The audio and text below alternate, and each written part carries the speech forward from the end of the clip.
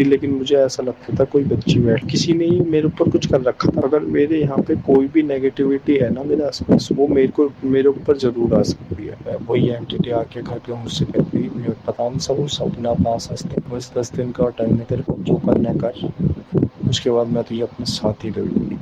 जय श्री राम दोस्तों, आप सभी का स्वागत है अक्षय वशिष्ठ चैनल पर। इस चैनल पर मैं अक्षय वशिष्ठ आपको ऐसे पैरानॉर्मल इंसिडेंट और एक्टिविटीज के बारे में बताता हूं जो कि हमारे फॉलोअर्स और सब्सक्राइबर्स हमारे साथ शेयर करते हैं। इंस्टाग्राम आईडी, जीमेल आईडी और अब एक ऐसा फोन नंबर जो कि आप स्क्रीन पर देख सकते हैं। तो कभी आपके साथ कोई पैरानॉर्मल इंसिडेंट हुआ हो, आप उसे रिकॉर्ड करके भेज सकते हैं। मैं अक्षय वशिष्ठ उसे नरेट करूंगा अपनी आवाज में।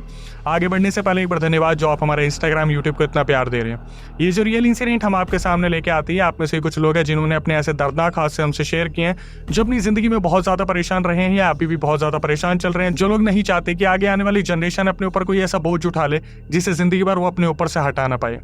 आज की जो पूरी वीडियो है वो डेडिकेटेड है स्कूल स्टूडेंट्स के लिए और कॉलेज स्टूडेंट्स के लिए, या उन लोगों के लिए जो बहुत भगदड़ में रहते हैं, चाहे वो स्कूल जा रहे हो, कॉलेज जा रहे हो या अपनी जॉब पे जा रहे हो। ऐसे लोग जो बिल्कुल बेखबर होकर रोड पे चलते हैं, जो चौराहे को इसी तरीके से टाप के निकल जाते हैं, जो लोग नहीं देखते कि चौराहे के बीच में कोई टोटका रखा है। खासकर स्टूडेंट्स, कॉलेज स्टूडेंट्स जो बाइक पर सवार होकर स्टंट मारते घूमते हैं और ये भूल जाते हैं कि रोड के बीच में अगर एक राई का दाना या एक लौंग आपने कुचल दी या फिर एक नींबू के ऊपर से आप निकल गए तो कितना भारी टोटका आपके ऊपर आ सकता है। आज का पूरा रियल इंसिडेंट इसी चीज पर आधारित है। ये पूरा रियल इंसिडेंट हमें हार्दिक ने भेजा है। 2023 में हार्दिक के साथ ऐसे बहुत सारे हादसे हुए जिसे वो जिंदगी भर भुला नहीं पाएंगे, लेकिन वो उस टाइम पर कॉलेज स्टूडेंट थे जब उनके साथ ये सब कुछ हुआ, जिसकी वजह से उनका कॉलेज भी छूट गया और उनकी लाइफ में इतने सारे अप एंड डाउन्स आए जिसकी वजह से उनकी फैमिली ने बहुत सारी चीजें भुगती। हार्दिक ने आगे बढ़ने से पहले अपने परिवार के बारे में बताया कि अक्षय भाई, मेरे जो दादाजी थे वो काफी टाइम पहले ही शांत हो गए थे। इस दुनिया को उन्होंने काफी टाइम पहले ही छोड़ दिया था। दादी जो मेरी है वो 2022 में चली गई दुनिया को छोड़ के, लेकिन उन्होंने मेरे अंदर कुछ अच्छे गुण छोड़ दिए, वो था पूजा पाठ की तरफ ध्यान देना। हालांकि मैं और मेरे पापा शुरू से ही बहुत ज़्यादा पूजा पाठ नहीं करते, लेकिन एक आदत थी ट्यूसडे सैटरडे को हमेशा मंदिर जाने की, जो मेरे अंदर बस गई थी मेरी दादी की वजह से। मेरे पापा जो है वो एक बिजनेसमैन है। हम मयूर विहार के रहने वाले हैं। मेरे पापा के अलग अलग डिवीज़न में बहुत सारे बिजनेस हैं, इंपोर्ट एक्सपोर्ट के, ट्रांसपोर्टेशन के, और बहुत सारी ऐसी चीज़ें हैं रियल एस्टेट की जो मेरे पापा करते रहते हैं। फैमिली में कभी कोई किसी चीज़ की कमी नहीं रही। मेरी एक छोटी बहन है जो स्कूल जाया करती है। अभी मेरी उम्र 24 साल है जब मैं आपको ये पूरा रियल इंसिडेंट बता रहा हूँ। अपनी ग्रेजुएशन के बाद मैंने एक यूनिवर्सिटी ज्वाइन की थी अपनी लॉ की पढ़ाई के लिए। मैं बहुत ज़्यादा खुश था, लेकिन हार्दिक ने अपने पूरा रियल इंसिडेंट में बताया कि अक्षय भाई, मेरे पापा से मेरी थोड़ी कम बनती थी, क्योंकि मैं हमेशा से गवर्नमेंट जॉब की तरफ जाना चाहता था। मैंने एनडीए भी क्लियर किया था और उस चीज़ का रिजल्ट जब मैंने अपने पापा को दिखाया तो मेरे पापा ने सख्त मना कर दिया कि आप गवर्नमेंट की तरफ नहीं जाओगे, आप प्राइवेट सेक्टर में करो। पैसे की कोई रोक टोक नहीं थी, तो उन्होंने मेरे को ये भी बोला था आप किसी भी तरीके का बिजनेस कर लो, मैं आपको खोल के दे दूंगा। लेकिन अपने ईगो की तरफ चलते हुए हार्दिक ने बताया कि अक्षय भाई, जब मैं 16-18 साल का था तभी से मैंने अपनी अर्निंग स्टार्ट कर दी थी। मेरा जितना भी कलेक्शन हुआ था या फिर मेरे पास जितने भी पैसे थे, मैंने जोड़ के अपना खुद का फाइनेंस का बिजनेस ओपन कर दिया था और मैं ब्याज पे पैसे दिया करता था। साथ में ट्रेडिंग वगैरह के बारे में मैं नॉलेज रखता था, तो स्टार्टिंग से ही मैं बिजनेस माइंडेड हूँ। हालांकि इन्होंने ये भी एक्सेप्ट करा कि मैं अपने पापा को पूरी तरीके से फॉलो करता हूँ बिजनेस टर्म्स पे, लेकिन जब स्पिरिचुअलिटी की बात आ जाती है तो मैं अपनी मम्मी, अपनी दादी, इन सब को फॉलो करता हूँ। बात है 2023 अक्टूबर की, जहाँ पर इन्होंने अपना दाखिला एक बहुत बड़ी यूनिवर्सिटी में किया। प्राइवेसी कंसर्न्स की वजह से मैं उस यूनिवर्सिटी का नाम आपके सामने डिस्क्लोज नहीं कर सकता। उस यूनिवर्सिटी में इनका दाखिला अक्टूबर में हुआ था और अक्टूबर में ही इनका बैच स्टार्ट हुआ। उस टाइम पर जो हार्दिक थे वो बहुत ज़्यादा खुश थे, क्योंकि बहुत टाइम बाद ऐसा लग रहा था जैसे ये घर के बाहर निकल रहे हैं और कुछ नए लोगों से ये कनेक्ट होने वाले हैं। लेकिन मयूर विहार से इनकी यूनिवर्सिटी का जो डिस्टेंस था वो 2 से ढाई घंटे का था। अपनी बाइक से डेली अप एंड डाउन किया करते थे, जहाँ पर घर वाले फिक्र में रहा करते थे कि सुबह इतनी जल्दी निकलना, शाम को इतना लेट आना, तो कभी कोई दिक्कत ना हो जाए, कोई ऊंच नीच ना हो जाए। तो इन्होंने जब ज्वाइन किया था तो इनकी फैमिली ने बार बार पुश किया था कि तुम वहाँ पर एक अपार्टमेंट ले लो, एक हॉस्टल ले लो। लेकिन स्टार्टिंग में हार्दिक ने साफ मना कर दिया कि मैं अप एंड डाउन करूँगा, मुझे कोई भी दिक्कत नहीं है। इसी तरीके से जब ये अपनी यूनिवर्सिटी में जाया करते थे तो हार्दिक ने मेंशन करा कि भाई यूनिवर्सिटी बहुत बड़ी थी, लॉ में बहुत सारे स्टूडेंट्स थे, मतलब हमारी दोस्ती इतनी जल्दी हो गई। इन्होंने बताया 4 लड़के और 4 लड़कियों का हमारा ग्रुप बन गया था। एक लड़की थी इनकी बेस्ट फ्रेंड जो हमेशा इनके साथ रहा करती थी और ज़्यादातर बाइक पे इन्हीं के साथ ट्रैवल किया करती थी। ये लोग यूनिवर्सिटी में आधे 1 घंटे पहले ही पहुंच जाते थे और खूब एंजॉय किया करते थे। लंच वगैरह सुबह ही खा लेते थे, खूब कैंटीन में बैठना उठना होता था, किसी भी चीज़ की कमी नहीं थी। वक्त कटता गया और नवंबर का टाइम आ गया। जब धीरे धीरे सर्दियाँ बहुत ज़्यादा करीब आ रही थी तो हार्दिक को उनके घर वाले बोलते हैं कि ऐसा है, अब आप डेली अप एंड डाउन नहीं करोगे, आप जाओ और एक अपार्टमेंट हायर कर लो। तो उस टाइम पर क्या हुआ, हार्दिक ने बताया कि अक्षय भाई मैं ढूंढ रहा था कुछ ऐसे रूममेट्स जो मुझे मिल जाए, जो कि अपार्टमेंट में शिफ्ट हो जाए, क्योंकि 20, 22, 25 या 30 हज़ार का अपार्टमेंट मैं इकलौता ले लूँ, अफोर्ड तो मैं कर लूँगा, लेकिन मैं अकेले रह के करूँगा क्या। तो इन्होंने अपने कॉलेज में बातचीत करनी स्टार्ट की और 2 लड़के जो है एग्री हो गए इनके साथ रूम शेयर करने के लिए। अब अगर उसका रेंट हम मान लेते 30,000 रुपये है तो तीनों को 10-10 हज़ार रुपये देना था, जिसमें इनके पास पूरी लिबर्टी थी, पूरी फ्रीडम थी और सब कुछ बहुत बेहतरीन तरीके से चल रहा था। हार्दिक अपनी यूनिवर्सिटी में जाया करते थे, वापस अपार्टमेंट में आया करते थे और बहुत बार ऐसा भी होता था कि उनकी जो फीमेल फ्रेंड उनके साथ रहती थी उन्हें उनके घर भी ड्रॉप किया करते थे। जिंदगी बहुत खुशहाल तरीके से चल रही थी और धीरे धीरे ये जो है अपने अपार्टमेंट में बहुत अच्छी तरीके से शिफ्ट हो गए थे, कोई भी दिक्कत नहीं थी। अपार्टमेंट में सब कुछ बहुत सही चल रहा था। अब इनकी जो क्लासेस होती थी वो ट्यूसडे से सैटरडे हुआ करती थी, तो सैटरडे इवनिंग ये अपने घर निकल जाते थे और मंडे ये अपने घर से वापस आ जाते थे। सबसे बड़ा जो मेन काम हुआ करता था वो था कपड़े धुलवाने का। हार्दिक ने ये चीज़ मेंशन करी अपनी रिकॉर्डिंग में कि अक्षय भाई हमारे पास पढ़ने लिखने का इतना ज़्यादा मटेरियल और सब्जेक्ट सिलेबस हुआ करता था कि कपड़े धोने का टाइम नहीं मिल पाता था। मेरी मम्मी जो है वो मेरे कपड़े लॉन्ड्री सर्विस या फिर जो मेड वगैरह हुआ करती थी उससे धुलवा देती थी, और मेरे पास बाइक थी जो कि स्पोर्ट्स बाइक थी, तो मैं आया जाया करता था, मेरे को कोई दिक्कत नहीं थी। लेकिन वो एक रात आई जहाँ से मेरी ज़िंदगी पूरी तरीके से पलट के रह गई। हार्दिक की ज़िंदगी में सब कुछ बहुत अच्छी तरीके से सही तरीके से सब कुछ चल रहा था। तो एक दिन सैटरडे इवनिंग जब इन्हें अपने घर जाना था, उससे पहले इन्हें फ्लैट जाना था और वहाँ से कुछ कपड़े इन्हें पिक करने थे, कुछ सामान पिक करना था, फिर ये अपने घर की तरफ निकलते। तो ये जब अपनी यूनिवर्सिटी से निकलते हैं अपार्टमेंट की तरफ अपना सामान ले निकले, तो बीच रास्ते में इन्हें अपनी वो एक दोस्त दिखती है। हालांकि आपकी क्लियरिटी के लिए मैं बता दूं कि इनकी गर्लफ्रेंड कोई और थी, तो ये सिर्फ एक अच्छी दोस्त थी। इनका नाम हम तान्या रख देते हैं। तान्या हार्दिक को मिलती है, तो तान्या उस टाइम पर यूनिवर्सिटी के बाहर अपना सर पकड़ के बैठी हुई थी। तो अचानक से वहाँ पर रुकते हैं हार्दिक और पूछते कि यार तू इस टाइम यहाँ क्या कर रही है।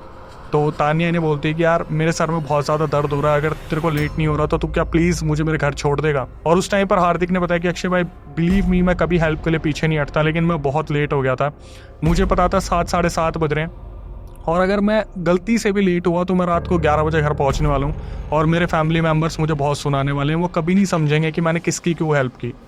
तो इन्होंने तान्या को बोला कि यार देख मैं बहुत ज़्यादा लेट हो जाऊँगा, अभी मेरे को फ्लैट जाना है, वहाँ से सामान उठाना है और फिर मैं वापस जाऊँगा यहीं से दोबारा, तो सोच कितना टाइम लग जाएगा। तो तान्या ने इन्हें बोला कि ठीक है कोई नहीं, तू जा, मैं देखती हूँ जो भी मैं कर सकती हूँ।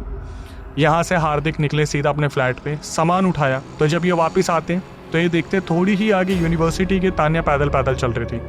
ये देखने के बाद बहुत ज़्यादा शॉक हो जाते कि मेरे को अभी आधा पौना घंटा अपने फ्लैट पे लग गया और ये अभी तक यहीं पहुंची है। तो ये तान्या की साइड में बाइक लगाते और तान्या से पूछते कि तान्या ये क्या रवैया है, इतना टाइम हो गया यार, तू यहीं बैठी हुई थी, तू लेट नहीं हो रही है, तेरे को घर नहीं जाना, तेरे घर वाले पूछेंगे नहीं क्या तुझसे।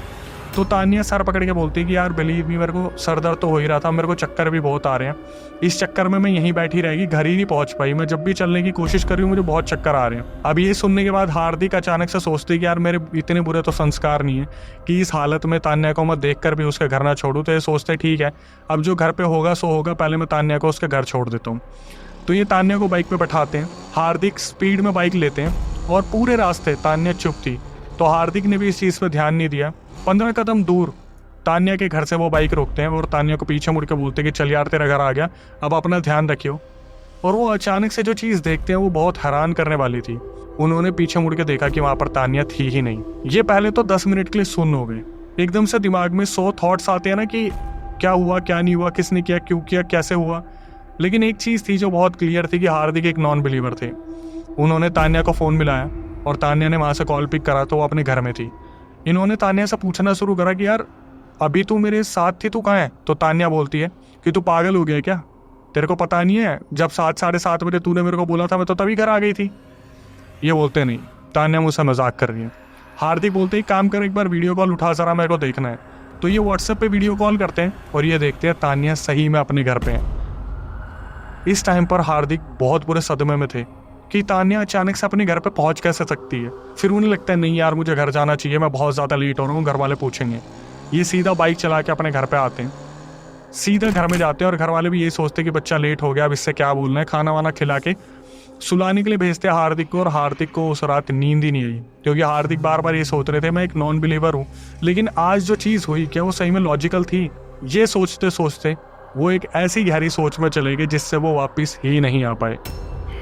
अब ये जो हार्दिक के साथ सीन हुआ, जो शाम उन्होंने ऑब्जर्व की ये चीज़ें, उन्होंने किसी को भी नहीं बताया। हालांकि अपनी वीडियोस में हमेशा मैं सबसे पहले यही बोलता हूँ कि आपके साथ कुछ भी अनयूजुअल एक्टिविटी होती है तो अपने घर वालों से आप कुछ भी ना छुपाएं, लेकिन हार्दिक बिल्कुल शांत रहे।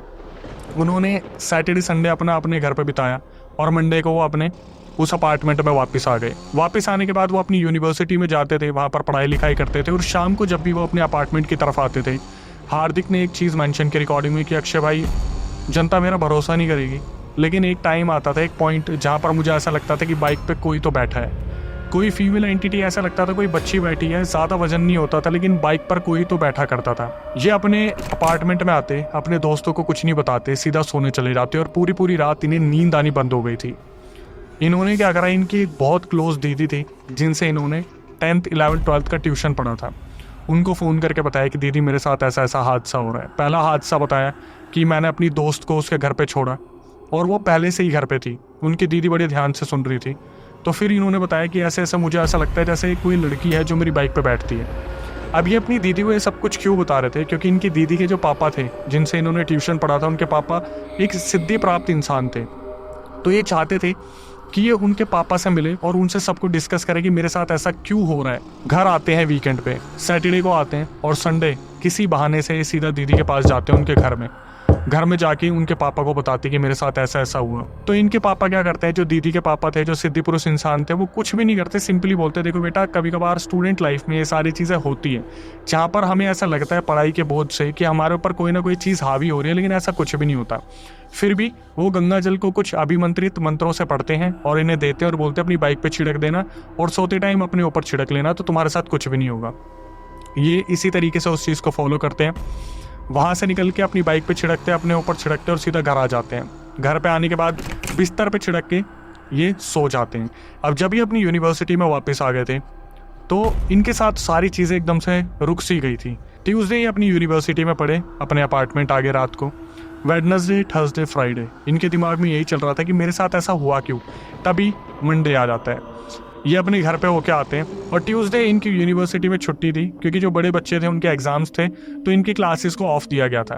तो इनके दोस्तों ने इनके अपार्टमेंट से आधे घंटे की दूरी पे अपने घर पे पार्टी रखी हुई थी, तो ये वहाँ पर इन्वाइटेड थे और इनके दिमाग में यही सारी चीज़ें चल रही थी कि यार मुझे बाहर निकलना चाहिए, थोड़ा सा एनवायरनमेंट चेंज करना चाहिए, थोड़ा सा बाहर घूमना चाहिए, कुछ ना कुछ ऐसे चेंजेस लाइफ में लाने चाहिए ताकि मैं इन सारी चीज़ों से बाहर निकल पाऊँ।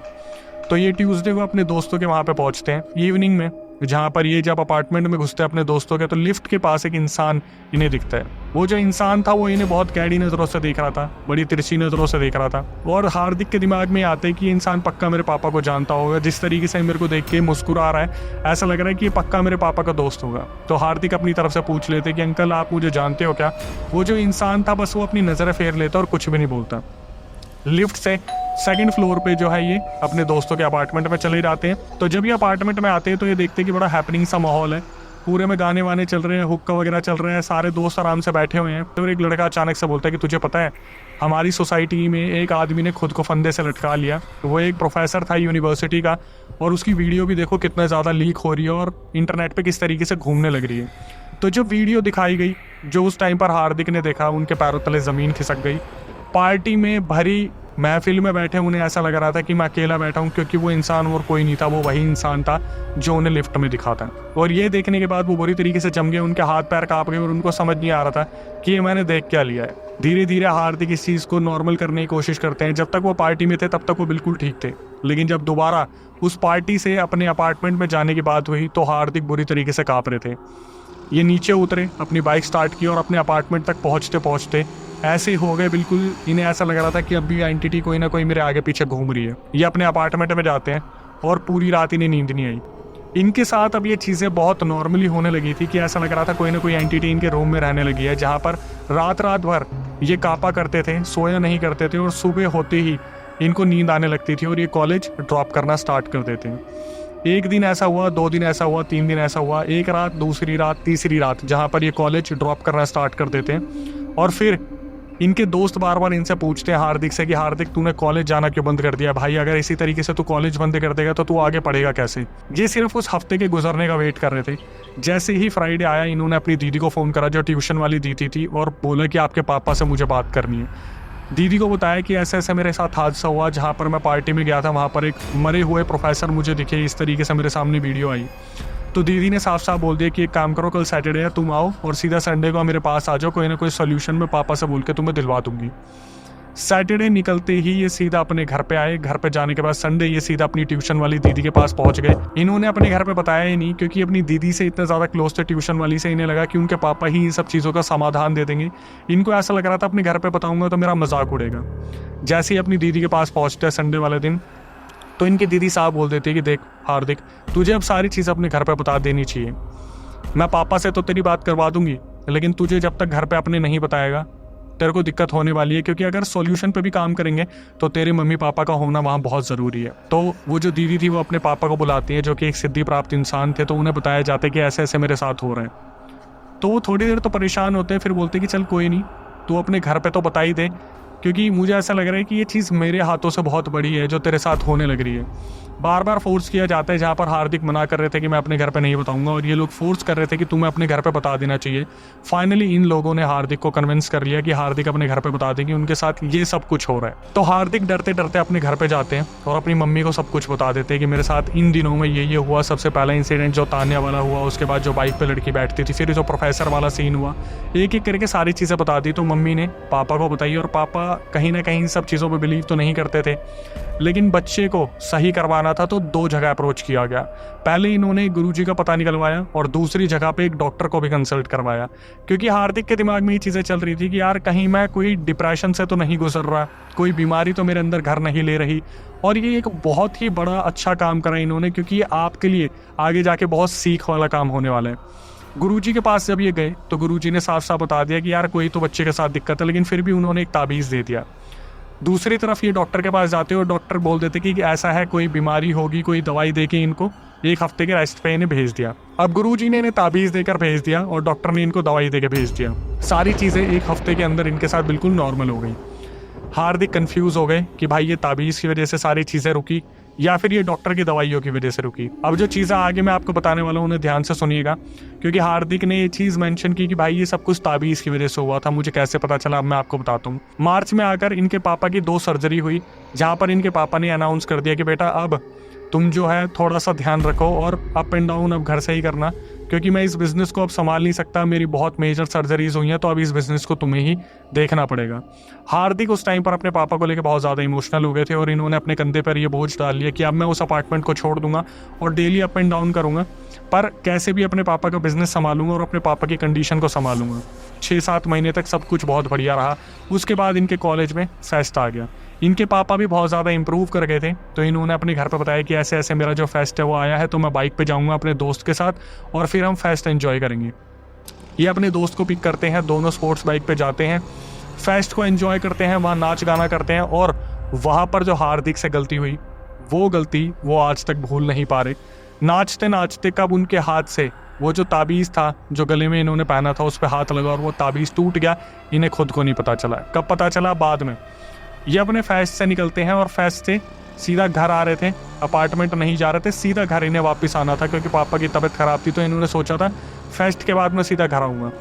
जब ये फेस्ट से घर आ रहे थे, फुल स्पीड में इनकी बाइक चल रही थी और बाइक की तेज़ी बहुत ज़्यादा थी। अचानक से जो हार्दिक है वो बाइक चला रहे थे और वो खड़े ब्रेक मारते हैं, बाइक सीधा रोड पर घसीटती हुई जाती है। इनका एक्सीडेंट नहीं हुआ, लेकिन जो पीछे दोस्त बैठा था वो बुरी तरीके से डर गया था। उन्होंने हार्दिक से पूछा कि हार्दिक सब सही तो है? हार्दिक वहाँ पर काँप गए थे और काँपते काँपते बोलते, तूने देखा कोई अभी बाइक के आगे आया था? वो बोलते, तू पागल है क्या? मैं अभी तो देख ही रहा हूँ, कौन आया था? कोई भी नहीं आया। हार्दिक उस टाइम पर समझ गए थे कि उनकी ज़िंदगी में फिर दोबारा वो जो शापित चीज़ें थी वो अपनी जगह बना रही है। उन्होंने गले पे हाथ मारा और देखा ताबीज़ है ही नहीं। ये देखने के बाद उनका हाल बुरा हो गया। वो सीधा अपने घर पे आए। घर पे आने के बाद रात ही गुजरी होगी जहाँ पर उन्हें नींद नहीं आई, और ये जो रात थी इनके ऊपर इतनी भारी पड़ी। वहाँ पर वो जो एंटिटीज़ थी इन्हें साक्षात दिख रही थी, जहाँ पर इनका हाल बुरा हो गया, जहाँ इनका सोना मुश्किल हो गया था। सुबह तक इनकी हालत बहुत ज़्यादा ख़राब हो गई, जहाँ पर इन्होंने अपने घर वालों को नहीं बताया कि ताबीज़ टूट गया है। और अगले 2 दिन ये घर पर रहे, जहाँ पर इनका टेम्परेचर सीधा 102-103 पहुँचा हुआ था और रोज़ रात को इनको एक फीमेल एंटिटी दिखती थी जो बुरी तरीके से इन्हें परेशान कर रही थी। इन्होंने अपनी दीदी को फ़ोन करा और सब कुछ बता दिया। तो दीदी ने अपने पापा से बात करी और पापा ने बोला कि बेटा अपने घर पे बता दो कि वो ताबीज़ टूट गया है। हिम्मत करके इन्होंने अपने पापा और अपनी मम्मी को बताया कि ऐसे ऐसे मेरा जो ताबीज़ है वो बुरी तरीके से टूट गया है। तो इन्होंने दोबारा उन गुरुजी से बात की, जहाँ पर उन गुरुजी ने बोला कि अब मेरे हाथ से ये बात बाहर हो गई है, तो आपको जो मेरे बड़े गुरुजी हैं उनसे बात करनी पड़ेगी। और वो बड़े गुरुजी इनके घर से 2 घंटे दूरी पर रहा करते थे। इन्होंने उनसे बात करी और उन्होंने बोला कि मेरे पास 2 दिन बाद आना। 2 दिन हार्दिक ने बताया अक्षय भाई वो 2 साल बराबर थे। एक एक मिनट मेरी रूह जो कांपती रही, मुझे एंटिटी साक्षात दिखा करती थी और रात को मेरे साथ जो हादसे होते थे मेरे को ऐसा लगता था अभी यहाँ से कोई भागा है, कोई यहाँ से भागा। हार्दिक ने बताया कि अक्षय भाई मैं इतनी बुरी तरीके से उस एंटिटी से डर गया था। 2 दिन बाद जब मेरे को उनके पास जाना था, जो बड़े वाले गुरुजी थे, मैं अपने पेरेंट्स को गाड़ी में ले जा रहा था और मैं गाड़ी में पूरा एक्सपर्टीज़ हूँ, मतलब मैं कोई भी चूक नहीं होने देता। लेकिन उस दिन मेरा 3 बार एक्सीडेंट होते होते बचा। कभी ट्रक मेरे सामने आ गया, कभी मैं ट्रक के सामने आ गया, कभी ऐसा हुआ कि बस अब टक्कर हो जाएगी। 3 बार एक्सीडेंट होते बचा। जब बड़े गुरुजी के आश्रम में ये लोग पहुंचे तो अंदर से एक इंसान आया जिन्होंने बोला कि ये ब्लू कलर की टी-शर्ट जिस लड़के ने पहनी है गुरुजी से अंदर बुला रहे हैं। गुरुजी ने सामने जाते ही एक एक बात इनके सामने रखनी शुरू कर दी कि हाँ क्या हुआ, वो दिखी थी, वो बाइक पे से गायब हो गई और ऐसे ऐसे प्रोफेसर दिखाता वहाँ पे लिफ्ट में। जब इन्होंने सुना तो इन्हें पहले लगा इनकी मम्मी ने सब कुछ बताया, लेकिन इनकी मम्मी ने कुछ भी नहीं बताया था। उन गुरुजी को पहले से ही सब कुछ पता था। इनके गुरुजी ने साफ साफ वहाँ पर क्रिया करने के बाद बताया कि बेटा तेरे ऊपर तेरे ही किसी क्लाइंट ने ये सब कुछ करा है। तो वहाँ पर ये चीज़ सुनने के बाद इनके कान खड़े हो गए हार्दिक ने कि मेरा क्लाइंट। फिर वहाँ पर जो चीज़ें बताई गई वो इतना बड़ा सस्पेंस था। वो गुरुजी बता रहे थे कि बेटा याद कर तूने ना किसी को पैसे दिए थे फाइनेंस पे। तो ये बोलते हैं कि मैंने तो बहुत सारे लोगों को पैसे दिए। गुरुजी बोलते याद कर तूने उसे रास्ते में एक बार टोका था। तू बोलता तो उसे अपना भाई है, लेकिन वो कोई गुंडे बदमाश से कम नहीं है। तो इन्हें याद आते एक इंसान जिसके बहुत ज़्यादा क्लोज थे। इनका कोई बड़ा भाई नहीं था तो ये उसे ही बड़ा भाई बोलते थे। उसे पैसे दे रखे थे ब्याज पे। तो एक दिन 4 लोगों के सामने इन्होंने उसे टोक दिया कि भाई पैसे वापस कब करेगा, घर बनवा के मानेगा क्या उन पैसों का, ब्याज ही दे दे। उस इंसान ने उस टाइम पर तो नॉर्मल रिएक्ट किया, लेकिन उस इंसान को वहाँ पर इतनी ठेस पहुँच गई। इनको घर पे बुलाया और इनको फीमेल एंटिटी जो है किसी खाने में मतलब उसकी राख डाल के खिला दी, जिस वजह से वो फीमेल एंटिटी इनके पीछे बुरी तरीके से पड़ गई थी। जब ये चीज़ पता चली तो बार बार जो है ये नाम कंफर्म कर रहे थे उन गुरुजी से और गुरुजी बोल रहे थे मैं नाम नहीं बताऊंगा। जब इन्होंने सामने से नाम कंफर्म करा तो गुरुजी ने गर्दन हिलाई और ये बोला कि वो एक बदमाश किस्म का इंसान है, उसके पीछे मत पड़ना। तो यहाँ पर जो हार्दिक था उन्होंने भी यही बोला कि मैं उससे अपने पैसे निकलवाऊंगा और उससे ज़्यादा मैं उससे कोई मतलब नहीं रखूँगा। इसके बाद एक ताबीज़ दिया गया, पानी फूंक कर दिया गया। तो गुरुजी ने बताया कि उस एंटिटी को मैंने अपने पास खींच लिया है, लेकिन अब तुम्हें कुछ भी करने की ज़रूरत नहीं है, तुम अपनी ज़िंदगी आराम से जियो। ये हादसा होने के बाद हार्दिक को जो सबसे बड़ा सदमा लगा कि उनके पेरेंट्स ने और गुरुजी ने साफ साफ बोल दिया कि अब आप उस कॉलेज में नहीं जाओगे, क्योंकि आप उस अपार्टमेंट में जाओगे जहाँ पर वो एंटिटी वास किया करती थी। तो वो दूसरी एंटिटी के पोर्टल्स वहाँ पे खुल गए हैं। अब आप उस यूनिवर्सिटी में नहीं जाओगे क्योंकि उस यूनिवर्सिटी के रास्ते में भी बहुत सारे पोर्टल खुल गए हैं जहाँ पर एंटिटीज़ आपके ऊपर आ सकती हैं। उनकी जो यूनिवर्सिटी की ख्वाहिश थी वो वहीं पर ख़त्म हो गई और उन्होंने अपने पापा का बिजनेस ज्वाइन कर लिया, जो कि वो बिल्कुल भी नहीं करना चाहते थे। सरकारी जॉब के सारे रास्ते ख़त्म, क्योंकि उनके साथ जो चीज़ें हुई। अब जो हार्दिक है वो बेसिकली एक पोर्टल बन के रह गए हैं। अगर वो ताबीज़ उनके पास नहीं हुआ या फूका पानी उनके पास नहीं हुआ तो शायद कोई भी एंटिटी उनको बहुत ईजिली पोजेस कर सकती है। और moral of the story conclusion में जो पता चली चीज़ें कि भाई आप किन को अपना मानते हो और वो आपको कितना मानते हैं आप कभी जज नहीं कर सकते। एक फाइनेंस का बिजनेस हार्दिक को इतनी चोट दे गया और हार्दिक को हमेशा लगता था मेरा चौराहे पे पैर पड़ गया या मैं कहीं से गुजर गया या मेरे ऊपर कुछ हो गया, मैंने ही कोई गलती की होगी।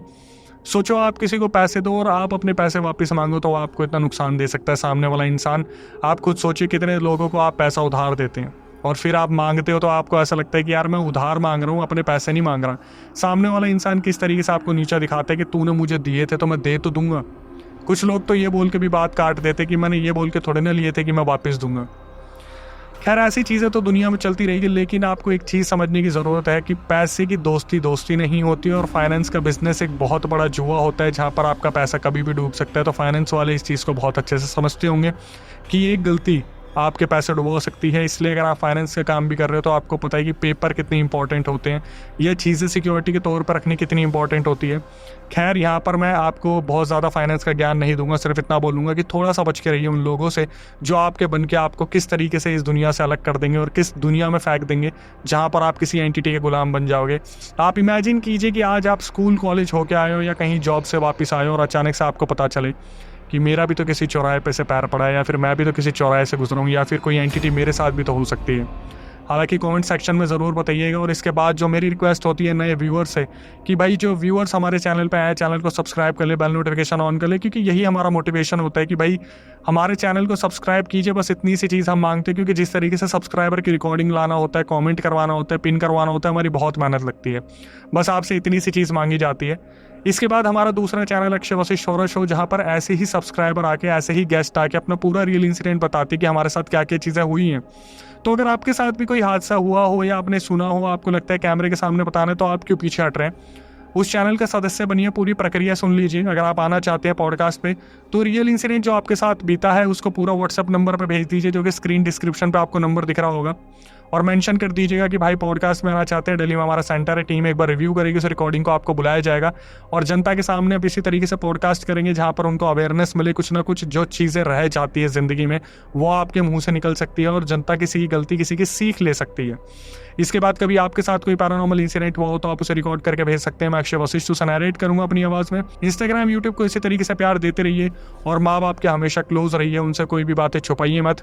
जिस तरीके से माँ बाप आपका सपोर्ट रखते हैं उस तरीके से कोई भी नहीं रखेगा। एक टाइम पर आकर दोस्ती भी पीछे हट जाएगी, लेकिन माँ बाप कभी भी आपका साथ नहीं छोड़ेंगे। कोशिश कीजिए अपने दोस्तों को साथ रखिए, लेकिन उस संगत वाले दोस्त को जो आपको अच्छी तरफ लेके जा रहा है, ना कि बिगाड़ने की तरफ, क्योंकि आप बिगड़ोगे तो आपका पूरा परिवार बिगड़ेगा। आपके भाई बहन आप ही से सीखते हैं, तो कोशिश कीजिए उनको साथ रखिए, नई संगत से बचाइए और उनको डेली कोई सीख दीजिए कि कैसे अपने आप को चौराहे से बचा के रखना है। मीठा नहीं खाना है, बाल खुले नहीं रखने, बहुत परफ्यूम नहीं लगाना है। और अक्षय भाई की वीडियो इसी तरीके से देखते रहिए, अपने परिवार को बताते रहिए, इस वीडियो को सही जगह पहुंचा दीजिए।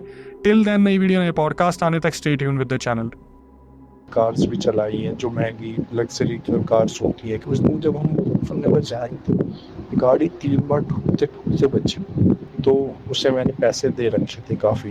तो मैंने 3-4 जगहों के बीच में उसे एक बार ही बोलते कि भाई पैसे वैसे क्यों नहीं दे देता हूँ, तो उसने मुझसे कई बार बुरी लग गई है। उन्होंने गुरुजी ने मुझसे कहा कि मैं तुम्हें ऐसे बता नहीं सकता।